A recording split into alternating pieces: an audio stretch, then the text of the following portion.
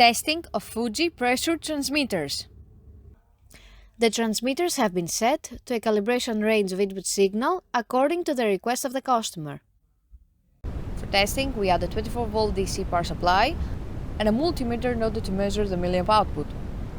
By manipulating the input signal, the unit reacts accordingly, and at the lowest set point the output is 4 mA, and at the highest set point the output is 20 mA.